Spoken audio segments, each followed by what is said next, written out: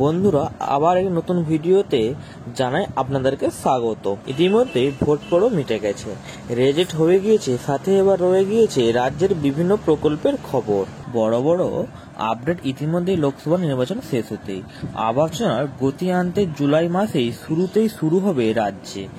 আজকে বিস্তারিত আপডেট। আগে সমীক্ষা শুরু হবে, মানে আপনারা ঘরের টাকা পাবেন। তবে বিষয়টা হচ্ছে আপনারা নতুনরা অনেকেই টাকা পাবেন যারা ইতিমধ্যে আবেদন করেছেন। কোন কোন ব্যক্তিরা টাকা দেওয়া হবে, রাজ্য সরকারের পক্ষ থেকে গুরুত্বপূর্ণ আপডেট চলে এসেছে সামনে। বিস্তারিত জানিয়ে দিচ্ছি আজকে এই ভিডিওর মাধ্যমে। তো ভিডিওটি প্রথম থেকে শেষ অবধি ভিডিও দেখতে থাকুন। আর চ্যানেলে নতুন হয়ে থাকলে চ্যানেলটিকে অবশ্যই সাবস্ক্রাইব করুন, যাতে পরবর্তী কোনো ভিডিও আসলে সবার প্রথম আপনারা জানতে পারেন। তো চলুন বন্ধুরা, ভিডিওটি শুরু করা যাক। প্রধানমন্ত্রী আবাস যোজনা। নরেন্দ্র মোদী তৃতীয়বারের মেয়াদে পুনরায় প্রধানমন্ত্রী নির্বাচন হলেন। রবিবারে প্রধানমন্ত্রী পদে শপথ গ্রহণ করেছেন তিনি।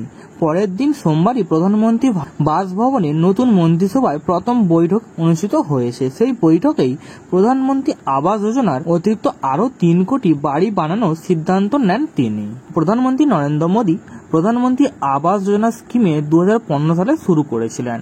শহর এবং গ্রামাঞ্চলে যে সমস্ত দরিদ্র মানুষদের নিজস্ব বাড়ি নেই, তাদের মাথার ছাদের ব্যবস্থা করে দেওয়াই প্রধানমন্ত্রী আবাস যোজনা স্কিমের উদ্দেশ্য ছিল।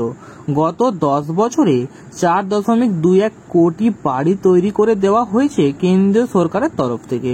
যদি কোনো দরিদ্র মানুষের নিজস্ব বাড়ি না থেকে থাকে এবং তিনি প্রধানমন্ত্রী আবাস যোজনা স্কিমের যোগ্যতা মানদণ্ড পূরণ করতে পারেন, তাহলে তিনি এই স্কিমে আবেদন করতে পারবেন। আবেদন করার পূর্বে প্রধানমন্ত্রী আবাস যোজনা স্কিমে আবেদনের জন্য যোগ্যতার সুবিধাগুলি জানা দরকার। বর্তমানে প্রধানমন্ত্রী আবাস যোজনা গ্রামীণ এবং প্রধানমন্ত্রী আবাস যোজনা আরবান 2 ধরনের আবাস যোজনা স্কিম চালু আছে।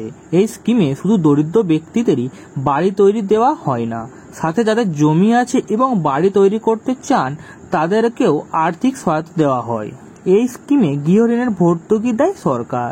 বাড়ির আকার এবং আয়ের ওপর নির্ভর করে ভর্তুকির পরিমাণ।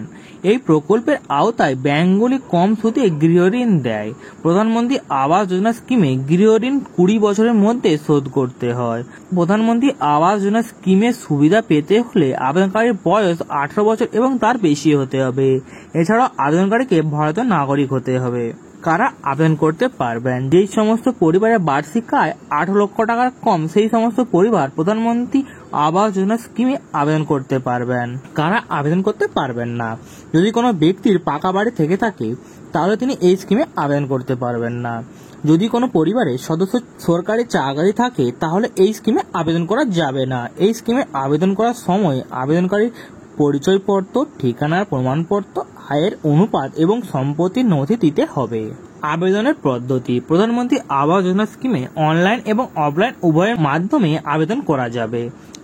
অনলাইনে আবেদনের মাধ্যমের জন্য প্রথমে https://pmaymis.gov.in এই অফিসিয়াল ওয়েবসাইটে যেতে হবে। 2 এরপর হোম পেজে গিয়ে পিএম আবাস যোজনা অপশনে ক্লিক করতে হবে।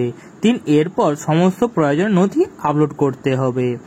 4 এবার সমস্ত নথিপত্র ঠিক মতো দেওয়া আছে কিনা সেটি দেখে নিয়ে সাবমিট অপশনে ক্লিক করতে হবে।